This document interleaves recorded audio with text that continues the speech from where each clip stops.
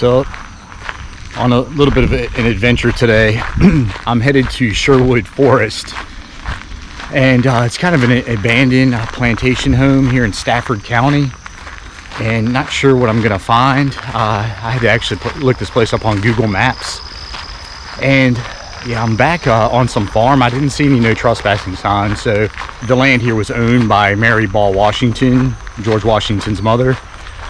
And yeah, just to let you know where we're at, we're about a mile on a hill, about a mile north of the Rappahannock, about 2 miles east downriver of Ferry Farms, and about 4 miles east of Fredericksburg. So yeah, I don't know, see what I find.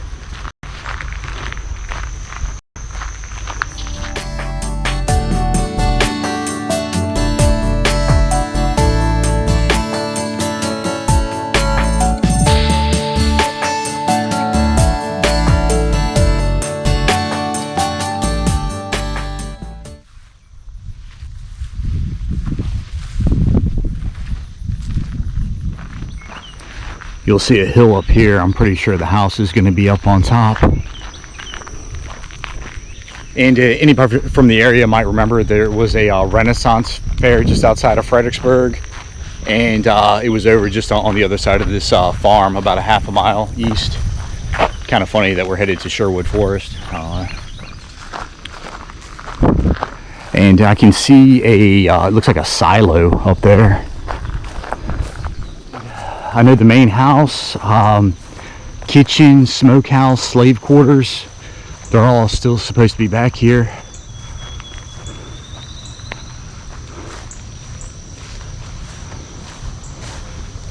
More modern warehouse there to the left. And there's the roof of something. Oh, there's no snakes down here.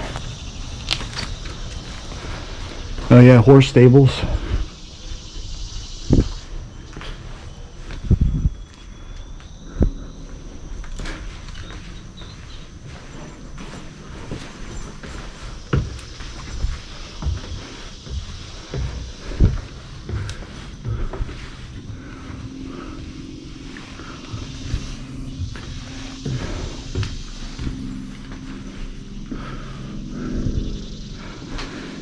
They had livestock up here.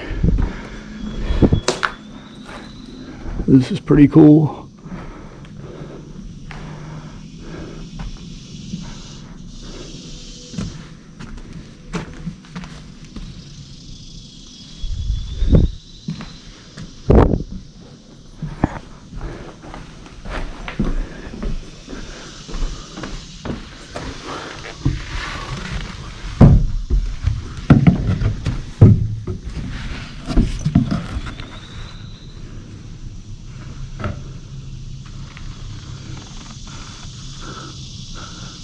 Huh.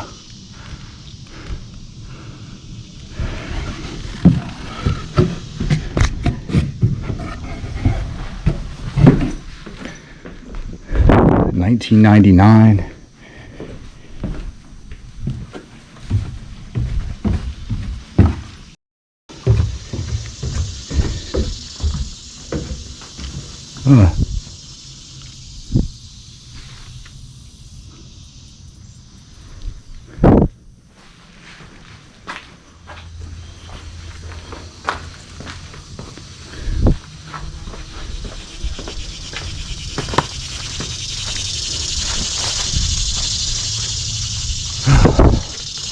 And this place isn't to be confused with John Tyler's birthplace, which is also called Sherwood Forest.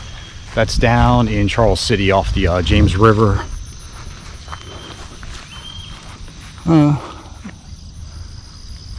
Those look fairly new.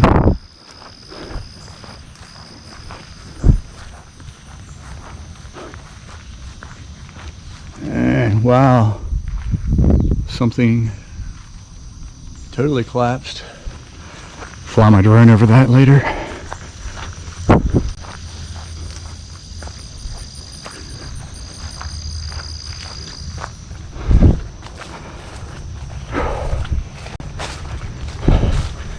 Like I say, we're on a hill about a mile north of the Rappahannock. Just on the other side of the Rappahannock is Smithfield Plantation.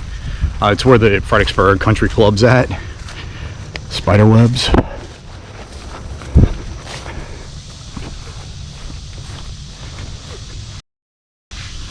Had to hop on Google Maps, and it looks like I crossed this field and I should see the house. And this area saw a lot of action during the Civil War. It was occupied by the Union Army the winter of 62 into 63. That's where they had their encampment. I think technically their encampment was a little bit west, but yeah, they occupied this area, and they actually launched hot air balloons here for some reconnaissance, which is kind of neat. I know they did that at Berkeley Plantation down there as well. And also pontoon bridges were built just down a little west of here. I know Abner Doubleday, baseball fame, crossed over. General Meade crossed before he was the total commanding general. I think, yeah, I'm coming upon something. I see some, yeah, I think I'm coming up on it. So as I said earlier, I hope this isn't a private residence. I'm pretty sure it's abandoned. Yeah, as I said, Mary Washington owned this property. She just managed it. She didn't live here. Although it said that George did play here. And she inherited it 1711, I believe it said, all the way until the 1770s. Another big hawk up there, and there's got to be it, the house.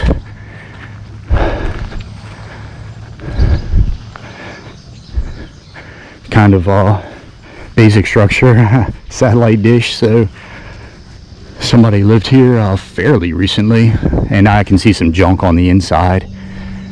And yeah, total basic Georgian style house from that time period. I can almost tell you without going in. You're going to walk in, there's going to be 4 rooms on the bottom, 4 on the top, 2 to the left, 2 to the right. And over here, the kitchen. This most likely was a smokehouse and some sort of shed or possibly an outhouse. I don't know.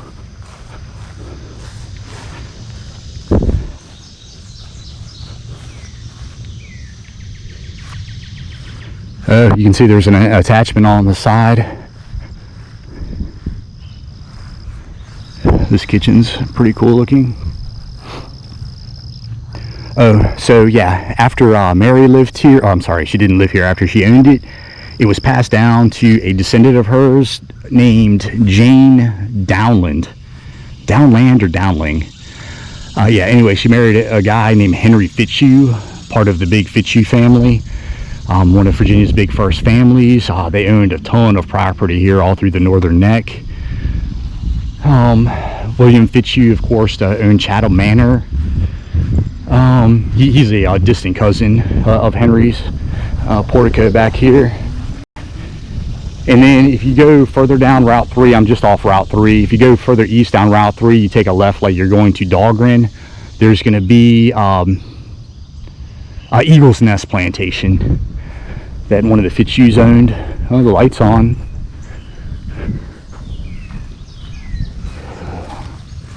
Crazy spider web.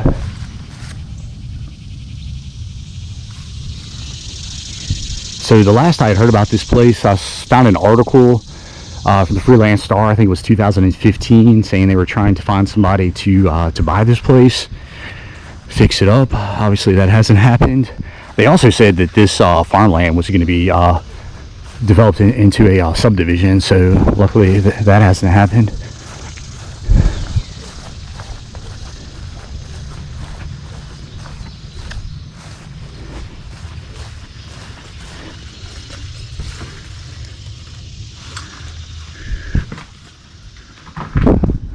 Bathroom maybe. This fireplace probably did a lot of cooking right there. Ugh. Cabinets.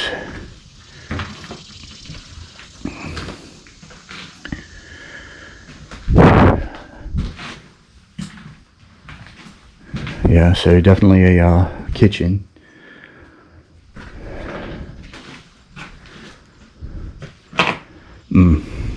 Yeah, it would be great if they were able to fix this place up.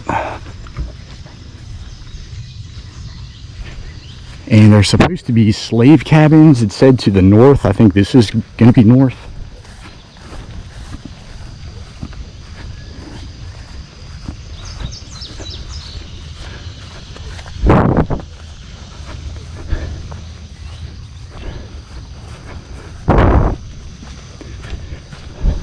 Big old barn that looks more modern.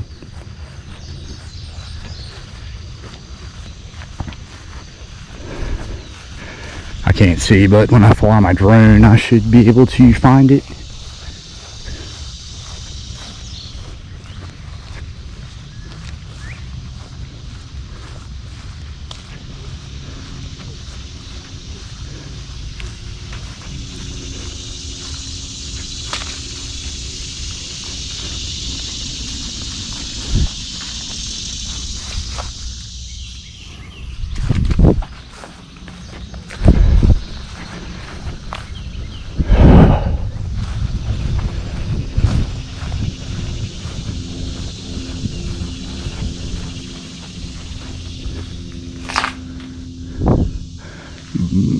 Okay.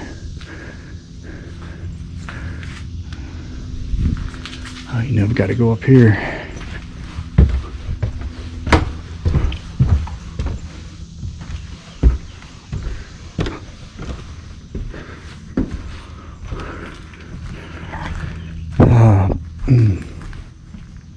Better watch my step.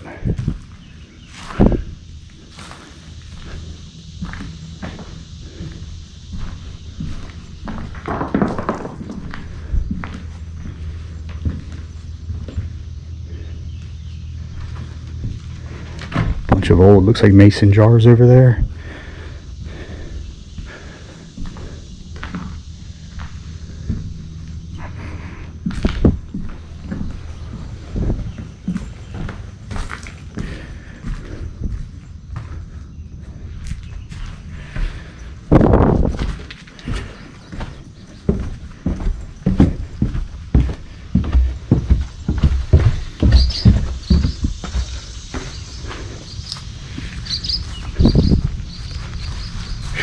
All right, I'm going to go ahead and take some photos and fly my drone.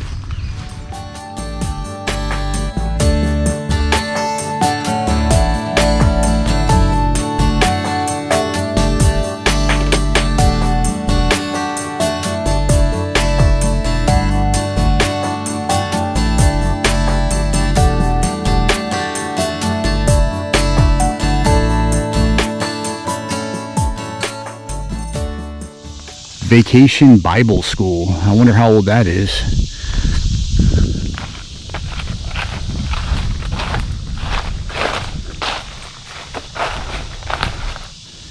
Man, just a bunch of junk in there.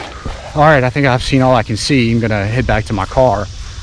And pretty neat checking out an old abandoned place like that. I think I'm gonna do this a little bit more often. Some things I didn't mention, that when Mary Washington owned the property, she just referred to it as her lower plantation. Like I say, Ferry Farms is 2 miles west. It was eventually named Little Falls. And when Henry Fitzhugh and his wife Jane built the house, that's when they named it Sherwood Forest. I can tell you, Henry was a colonel in the cavalry, Confederate Army. And he actually was known as a pretty harsh slave driver. There were some pretty horrible stories about him whipping slaves. And also this was supposed to be one of the most prosperous farms in the area. So anyway, all right, I guess that's it. So I'll see you.